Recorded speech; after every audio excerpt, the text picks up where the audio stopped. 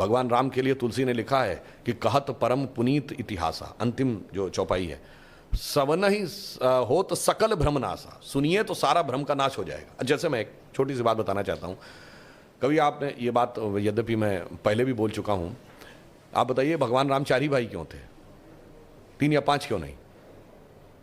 और अगर 4 भाई थे तो लक्ष्मण ही क्यों राम के साथ जाएंगे वन में, और भरत ही खड़ाऊ रख के शासन क्यों करेंगे, और शत्रुघ्न ही अयोध्या में क्यों रहेंगे? क्योंकि 4 भाई 4 पुरुषार्थ के प्रतीक हैं, धर्म अर्थ काम मोक्ष। भगवान राम धर्म है, शत्रुघ्न अर्थ हैं, लक्ष्मण काम है और भरत मोक्ष है।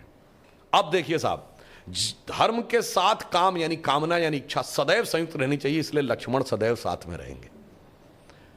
भरत मोक्ष के प्रतीक हैं तो खड़ाऊ रख के यानी धर्म के किसी प्रतीक को रख के तपस्या करेंगे, मोक्ष प्राप्त होगा। और शत्रुघ्न अर्थ के प्रतीक हैं तो इसलिए वो राजधानी में ही रहेंगे, अर्थ कभी छोड़ के नहीं जा सकता। इसीलिए आप देखिए, कहा तो जाता राम लक्ष्मण की जोड़ी, मगर तुलसी बाबा ने लिखा हनुमान चालीसा में कि रघुपति कीनी बहुत बड़ाई, तुम मम प्रिय भरत ही संभाई। क्यों?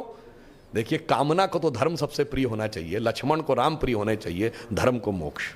और फिर मैं एक और बात बताऊं, जो लोग कहते हैं ना राजा दशरथ के 3 रानियां क्यों थी, क्यों? इसमें 2 ही जुड़वा भाई हैं, कौन? लक्ष्मण और शत्रुघ्न। एक कामना, एक अर्थ, यानी इच्छा और पूर्ति, तो जुड़वा भाई हैं। और 3 क्यों जो होना जरूरी था? ये चारों चीजें एक ही स्रोत से नहीं आ सकती। धर्म सतोगुण से आएगा तो कौशल्या जी सतोगुण का प्रतीक हैं, तो राम की मां है। अर्थ और काम रजोगुण से आएगा तो सुमित्रा जी रजोगुण का प्रतीक हैं, तो उनसे काम और अर्थ उत्पन्न होगा। और केकई तमोगुण की प्रतीक है, मोक्ष प्राप्त करने के लिए तमोगुण के पार जाना पड़ेगा। इसलिए महाराज दशरथ की 3 ही रानियां हैं, 2 या 4 नहीं। और फिर यहां पे मैं ये भी कह दूं, मतलब इसको कोई अन्यथा न ले, मैं मतलब ये नहीं कह रहा हूं, इसमें सबसे सुंदर कौन था? केकई।